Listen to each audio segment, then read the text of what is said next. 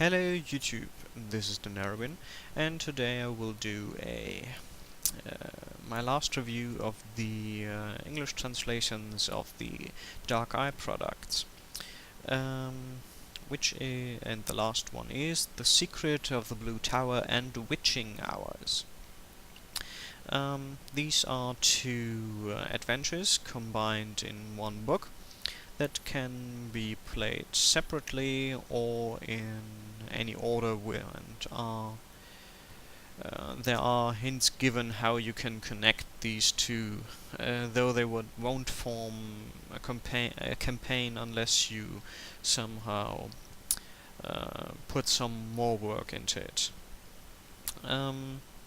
The PDF has 34 pages, so it's not a very thick book, and as you can imagine, these adventures are for beginning characters, which are, I believe, 6 included into the book, so you don't necessarily have to do the generation, you just have to do the copying, because they are not given as character sheets, just as descriptions and game stats in text form, which is something they really should have done.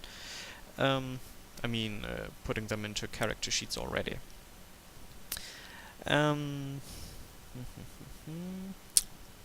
Okay, so The Secret of the Blue Tower is an adventure that was once produced for a quick start, as a quick start adventure for the Dark Eye, and is somewhat simpler than most, and it all boils down to a dungeon crawl.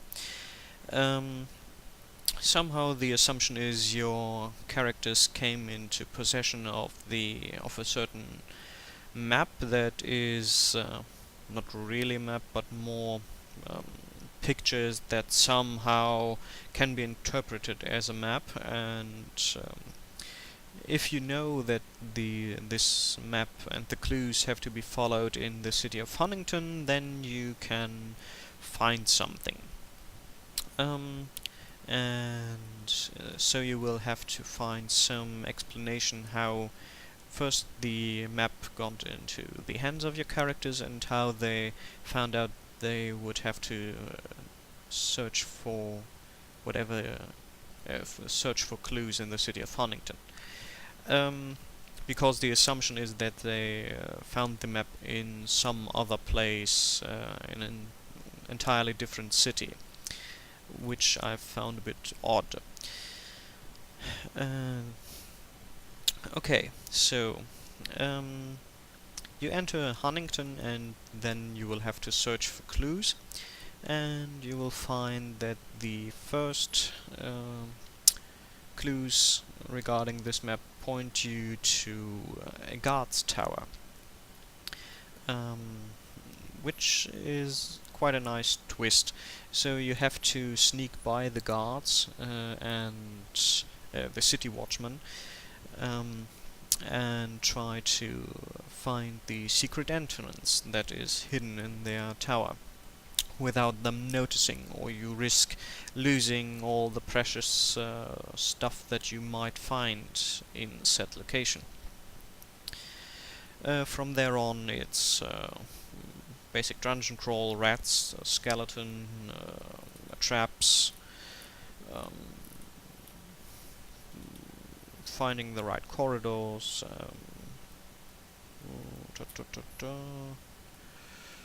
yeah.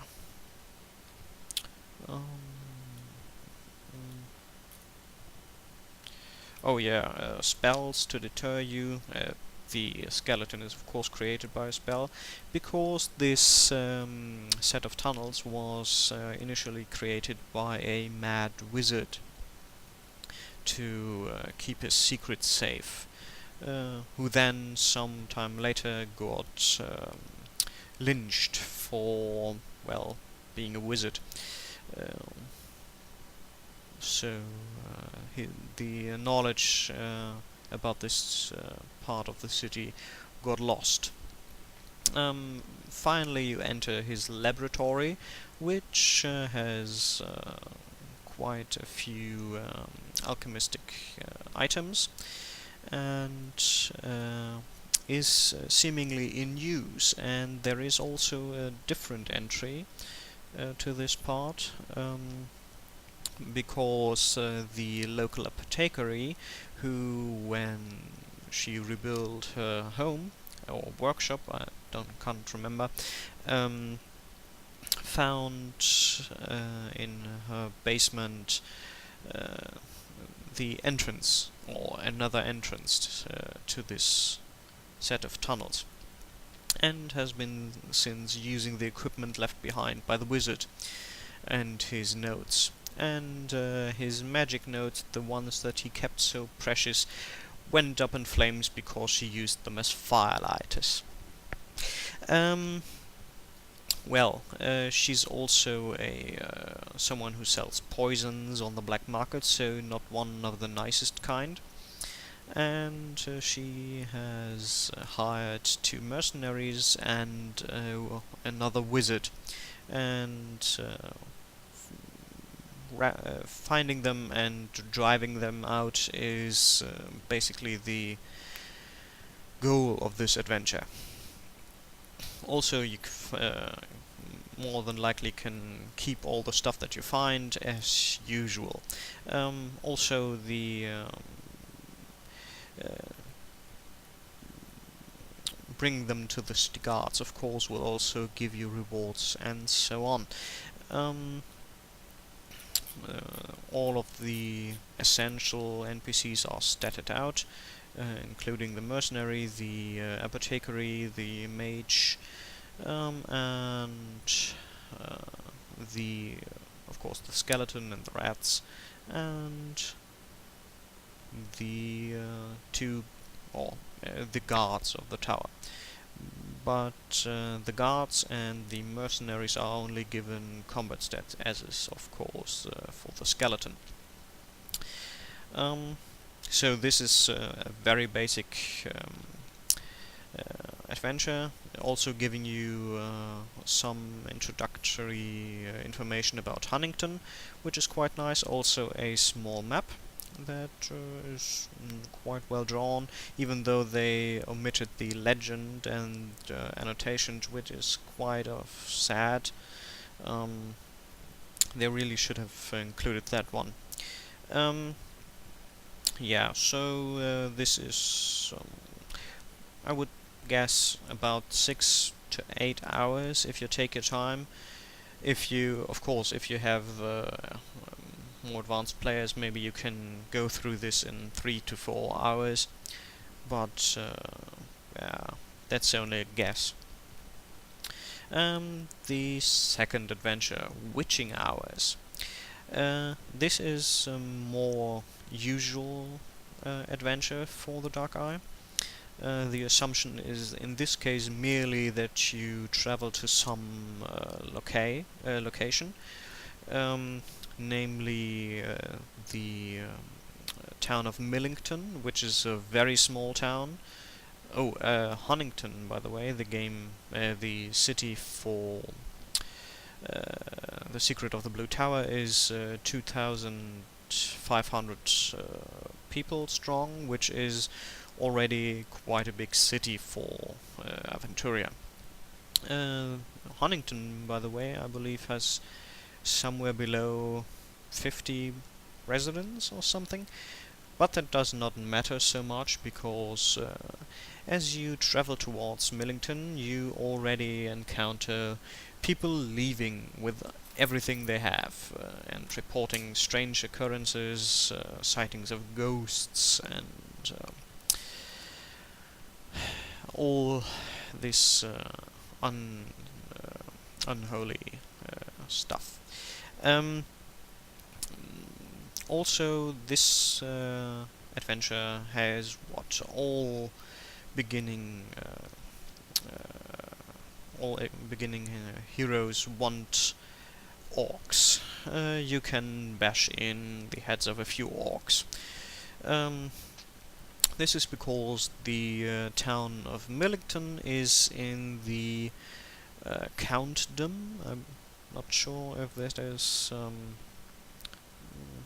if you can translate it like that, of Griffin's Ford, which is at the frontier to the lands of the orcs. And as this book is set at the same time as the core rulebook, which means it's shortly after the invasion by the orcs, and so you still have remnants of roaming orcs as war parties, as well as bands of thugs. Um,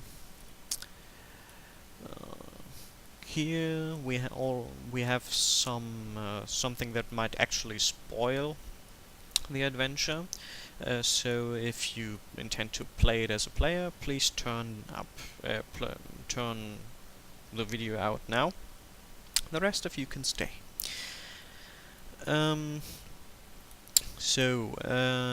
As you enter the city, you find a number of empty houses, of which you get a small map, and it's 1, 2, 3, 4, 5, 6, 7 houses, and the temple of the god Perrin, or Perrine, or however you want to pronounce it, which is the god of harvest and healing. I believe the only citizen left is a strange fella named Siganto, which incidentally is one of the player characters of one of the developers of the Dark Eye. This part is probably more fun if you somewhat know the old adventures of the Dark Eye, because he has certain artifacts, some remembrances alluding to these old adventures, and he also tells you a few stories about them. So maybe with the information in here you can hint at stuff, but you can't go into enough detail, which is also a bit sad.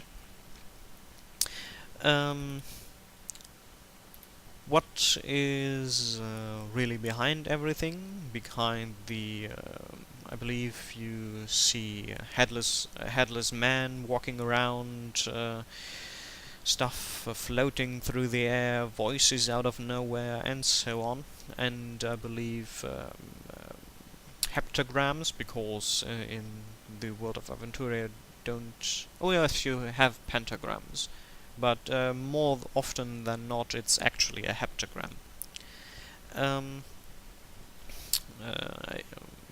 Cast in blood, appearing outside of some house, is the local miller, who has found gold in the river that goes through the town, and he didn't want to share. So he hired a wizard who has done on his luck, and the two of them try to get everyone out of the city and basically just have the time to find all the gold that is left.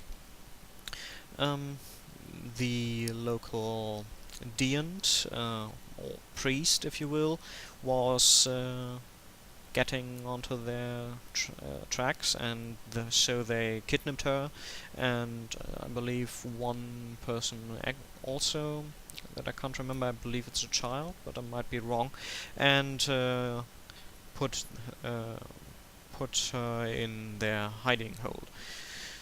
So the first part of the adventure is basically scaring the players, bringing them to the first making them suspect Siganto, and then realizing that he is not the one, not the perpetrator, and then following the mage back to the hideout and rescuing the priestess and the villager and capturing the miller and the wizard. So it's also a very simple plot. Should also be nothing too long to play through. Also, you can throw in another orc attack if you wish at some point, to uh, well, to shake things up a little, so your players don't get stuck with brain freeze if they don't see the clues. Um, yeah. Also, he has a so-called goat cat, which is a chimera that he somehow that the wizard bought, which looks quite weird. And yeah. So, the two adventures can be linked via a correspondence by mail between the two mercenary wizards. Um, but to turn this into a full-blown campaign, you would have to put some more work into this. Also included are two new spells, a levitation spell and a spell that allows you to project your voice to somewhere else, because they are needed for the witching hours, and of course you can use them for character creation. And then we have a brief glossary, which is 1.5 pages long and gives you a few names that might come up, especially in the tales told by Siganto, which also give you a number of informations on the Dark Eye. As I said, then there are the sample characters, and in the end one empty character sheet. And that's basically it. So this is, well, I believe it's fitting for beginners, and it also gives you a nice view of how these books are laid out for the Dark Eye. But they are not the grand and epic adventures that you might hope for later. But maybe you find them interesting. Please let me know.